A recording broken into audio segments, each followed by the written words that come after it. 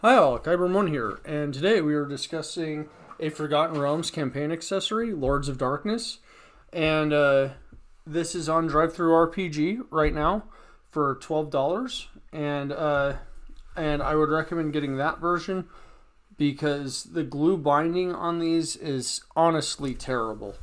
When I open up the first little bit here, you can see how there's some separation, and part of that coloration is by design, but there's an issue with the glue here. Like, this does not feel sturdy enough to hold open. So what is this? This is basically a book of factions. It talks about the Red Wizards of Thay and some other lesser known groups in the Forgotten Realms. And then there's some creatures from different source books. And that is one thing that 3.0 and 3.5, so basically 3X did really well. 3X utilizes content from other books other than the source, in addition to adding their own. But part of the problem with that is, of course, you end up needing to utilize far more resource books than you probably have time to do.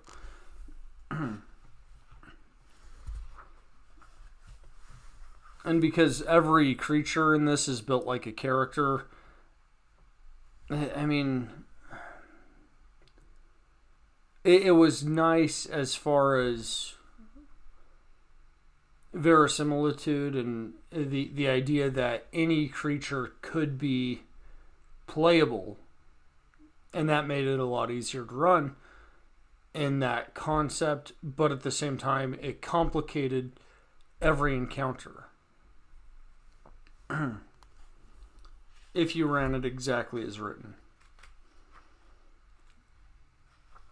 So the Church of Cyric goes over the organization, where the headquarters are, members, hierarchy, leader, religion, alignment, secrecy, and symbol.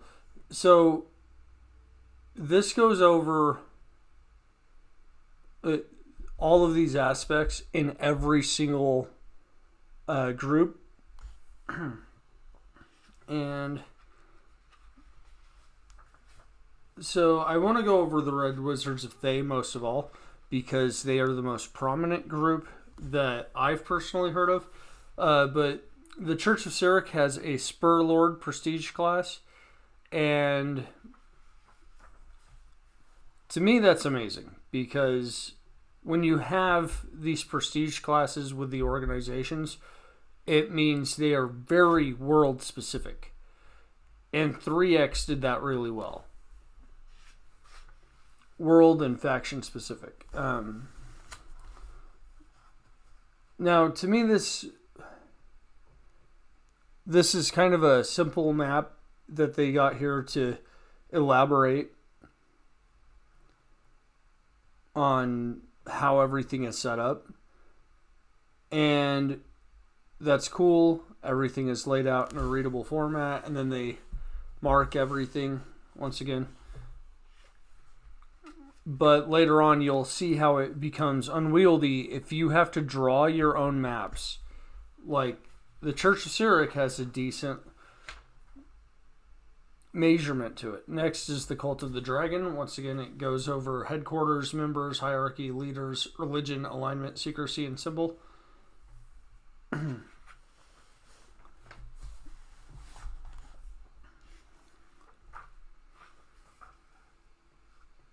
Oh yeah, and recruiting. That's awesome. And everybody has motivations in this. And then how cultists act.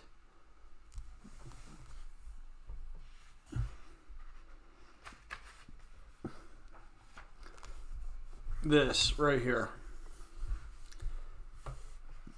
That's a lot to draw. Like, 3X had some really, really great and detailed environments.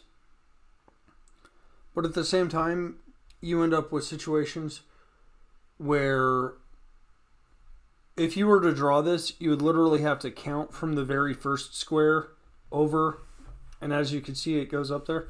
I wish they had I really wish they had a better way of conveying this information, like on an overall grid as far as how wide this is, so that way without having to like maybe a different colored line series outside of the map like red, green, blue, that way you can tell how far in something is, like this little divot right here, like how many spaces from the very first square on the left that is.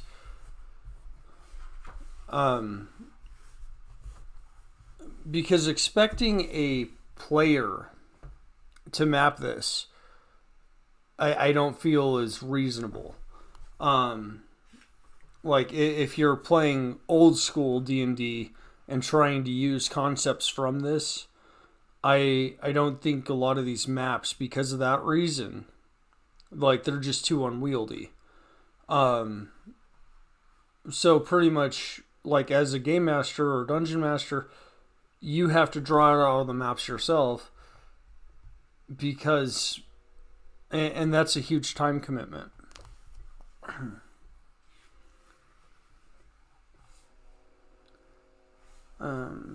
The Drow are up next.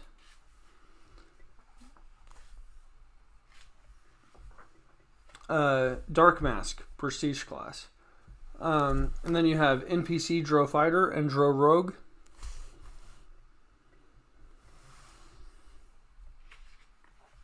And you get 1st through 10th levels on those, which is amazing.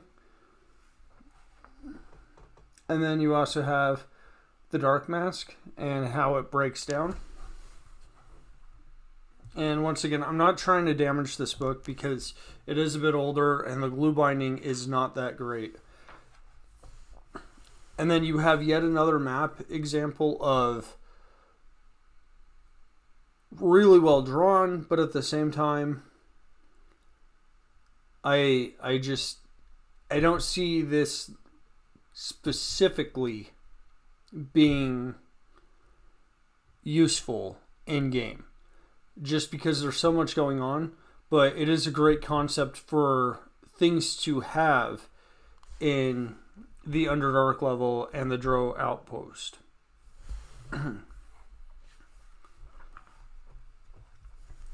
Then you have the Night Masks. And I'm trying to get through this. As you can see, there's a lot of wordage being used to go over everything. And that's something that Forgotten Realms had a lot of. You have a lot of lore. So, things like Baldur's Gate, the PC game, it takes a long time if you're actually exploring the lore, because it's so ingrained to the world that if it wasn't there, people playing this version and then going and playing Baldur's Gate, they would have an issue with that. They would really take issue with it.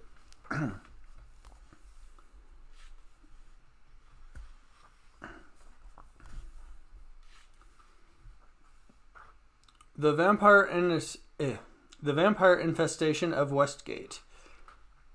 I mean, you just have these really cool little things that take place, and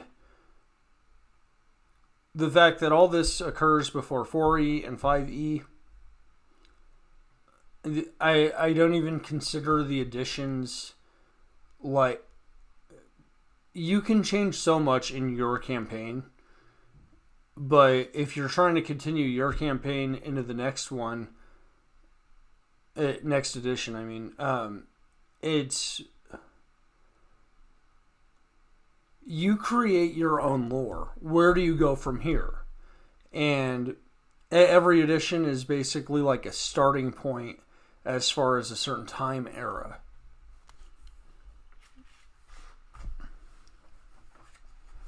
And then once again, this map isn't too bad. But for this, I would recommend breaking down every single little section into its own map to make it more bite-sized and manageable.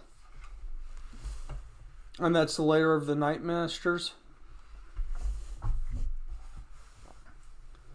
Bite-sized maps are a lot easier to run, especially like if you're doing like the random encounters and stuff. I don't see why more products didn't have the bite-sized maps and with just connection points to certain rooms or whatever.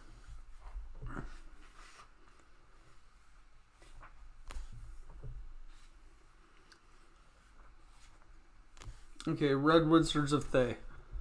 Let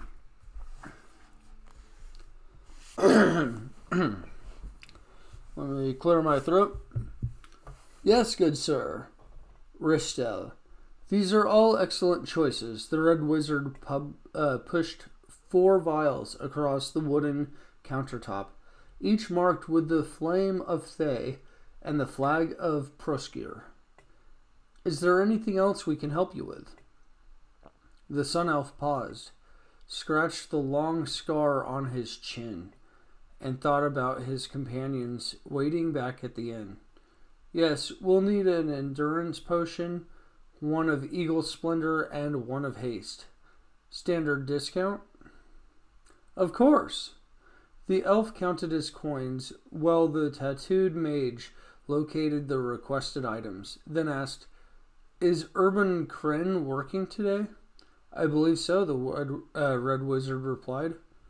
Okay, so it goes really into depth, and I'm tired of reading it.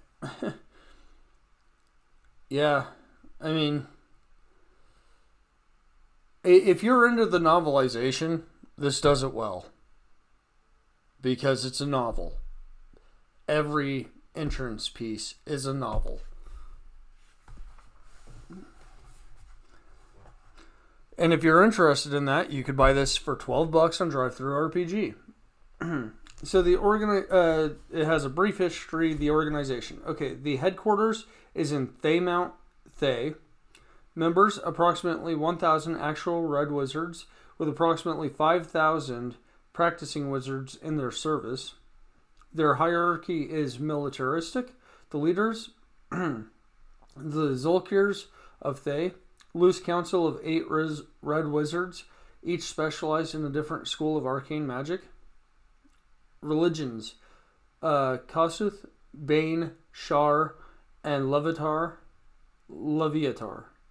Alignment: lawful evil, lawful neutral, chaotic evil. Secrecy: none. These guys are open about them. And their symbol is a disc with a white star at the center and a red spiral moving counterclockwise from the center, with 8 red spheres of increasing size on the spiral. The red represents the Red Wizards, the 8 spheres represents the 8 primary schools of magic, and the white star represents a fading fireball. So, and then the appearance and personality. You have 1 Red Wizard for each school of magic, and then you have a Cleric of Bane, Cleric of Kasuth, Cleric of Leviatar, and Cleric of Shar, a Thayan Knight, and a Fighter Bodyguard. This is just how they look or what they're wearing.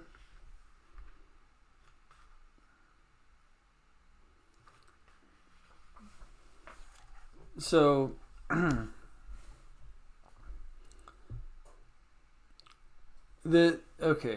what else?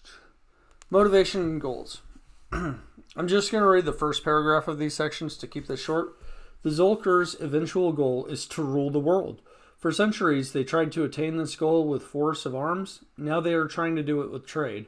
Whether or not the Enclave system allows them to slowly take over Faerun, it provides them with an incredible amount of resources for their projects, which include raising armies, funding spell research, and paying spies and assassins in foreign countries. Okay, let's look at the first paragraph of their recruiting section. The Red Wizards have no interest in non-Thanes joining their ranks. Anyone who isn't Thane is worthy only of enslavement, and of the two races of humans living in Thay, only the Mulan, descendants of the Mulharandi noble class, deserve true power. The Red Wizards have no interest in recruiting others to join their ranks, particularly those of the quote-unquote inferior Rashimi race native to their country. So they are willing to use other people, but these guys are just jerks. They have laws and rules, but they're jerks. Allies. The Red Wizards have few allies given their history of betrayal and aggression, so that's not good. Their allies consist of their agents, the Thane branch of the Church of Kussath, people who value their merchandise, a tenuous alliance at best, and local spellcasters interested in trading magic. Since some may have agreements with powerful fiends as well, some may have agreements with powerful fiends as well. Okay. Sorry, I had to find my place again. While they maintain their roles as peaceful merchants, the Red Wizards may be able to make alliances with certain mercantile groups, such as the Iron Throne, the Shadow Thieves, and the Rundine. If they tread carefully, the Red Wizards might be able to ally themselves with more aggressive groups, such as the Zinterim, and the Cult of the Dragon, taking a secondary role in their plans, but able to quickly gain power when they feel the time is right. So once again, they're exploiting people, and they do it through a series of trade and negotiation. And they're jerks. Enemies. While the Guild of the Foreign Trade may wear a peaceful face, the Red Wizards are still devoted to evil goals as a whole, and so they are opposed by organizations that fight evil in Faerun. Primary enemies of this type are the Harpers, who rarely oppose them overtly, seeking instead to thwart and reveal evil deeds that the Red Wizards commit in the guise of peddlers of magic. The Harpers locate and liberate slaves on their way to magic. On their way to Thay, and destroy caches and shipments of dangerous Thayan magic items when they can. Okay. Encounters. A Red Wizard almost never travels alone. Even exiles and those concealing their identities hire bodyguards to protect them. The only time a Red Wizard might be found traveling alone is if his escorts have all been slain. So, you really have interesting ideas. Like, say you run into a Red Wizard of Thay by himself, and he's going to disguise himself as not one of these characters, because he's used to using people. Especially if he's traveling alone, and you have groups like the Harpers.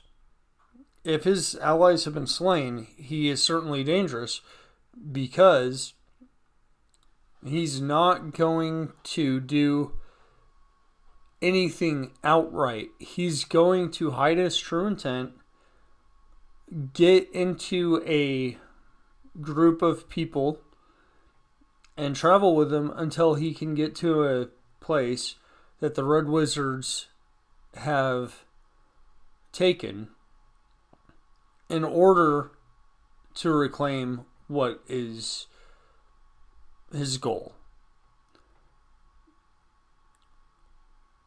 I highly doubt that a Red Wizard of Thay who is alone will attack a party.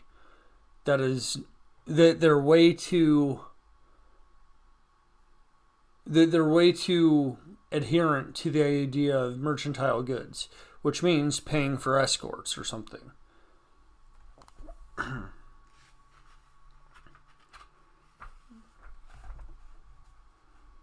And then you have a Thayan Knight Prestige class.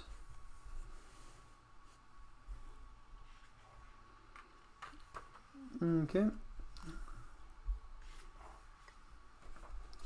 And check this out. Once again, you have a map that is entirely way too big to cover.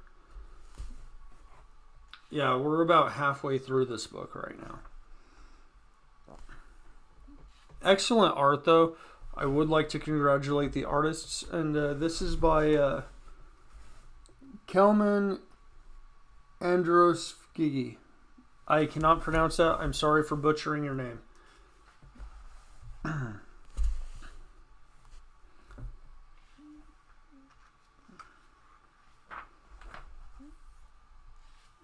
Yeah, the Red Wizards of Thay have a lot of space. Okay, then you have the Shades, the City of Shade, and once again, epic art.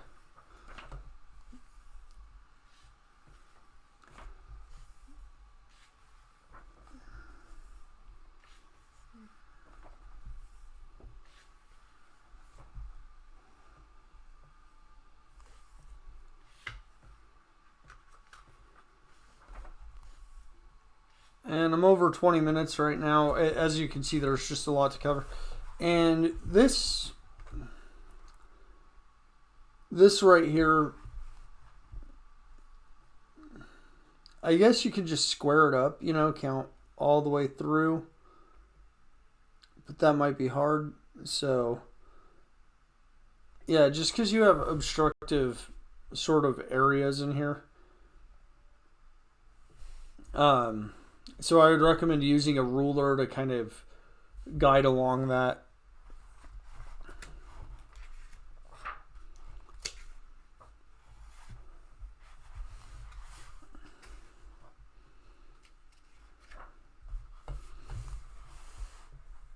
You have a Zentrum fighter. Yeah, we're in the Zentrum right now.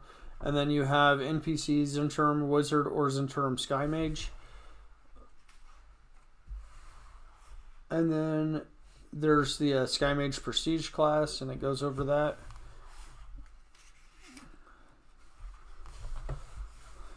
And I really like this outpost, but at the same time, it's pretty big. I would recommend sectioning off all these little bits that don't count as part of the main stem. And any place where there's a door, I might make that a separate location. That way people can have a better idea of the layout without being overwhelmed. Because, if there's doors, then there are areas the PCs aren't going to be able to see.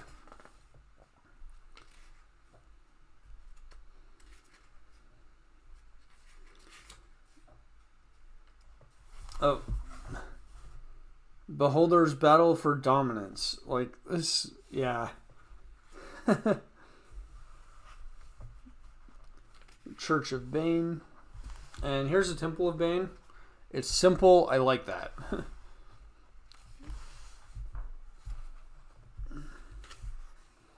And then you have the Church of Shar. The Daemon Fae. And to say this correctly, Daemon Fae Bolt Hole. That could easily be mispronounced if your tongue is tied. Bolt Hole.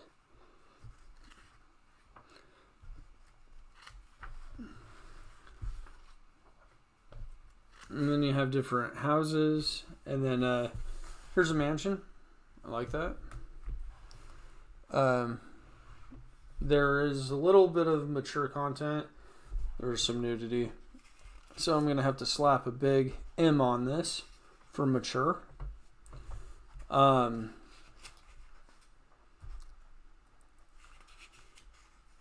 Overall, if you're looking for evil organizations, the fact that there's motivations in here and everything else is good.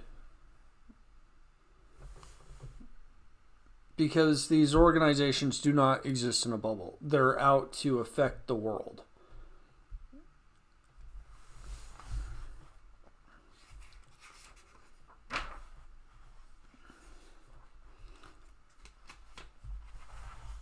Once again, beautiful art.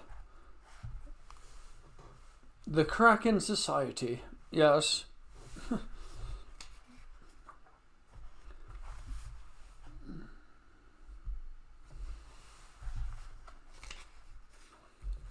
Mind flares. Like, even when they change up the art style, it still looks really incredible.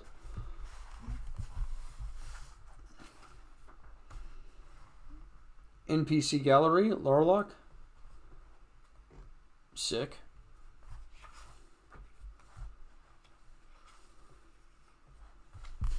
Dark Moon Shrine. I like that. It's not too complex. People of the Black Blood.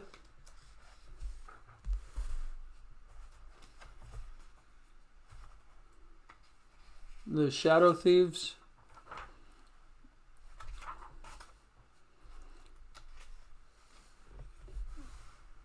More maps. But me personally, like, this is a Shadow Thief safe house. So I think there should be far more secret entrances in a thief safe house.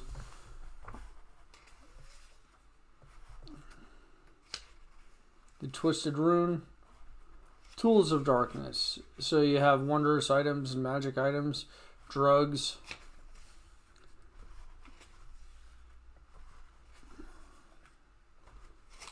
New feats. Alchemical items. And there's a lot going on, but if you are somebody playing 5th edition, and as written, that takes place in Faerun. All of the content in this book, well, not all, but most of the content in this book is absolutely useful in 5th edition. And the reason for that is they go over the organization's goals and things like that. And how big they are, how secretive they are, the types of characters that they have within their ranks. All of this is extremely relevant to running a faction or organization. And there's so much wordage in here that I would recommend using one organization at a time, because you have enough content within each organization to make them meaningful encounters, to flesh out the world of the Forgotten Realms, Faerun. And this is recommended for Forgotten Realms fans. And if you're playing 5th edition, have no mistake that takes place in the Forgotten Realms from the core perspective. That being said, Kyron went out. Like and subscribe. Alright, see you later.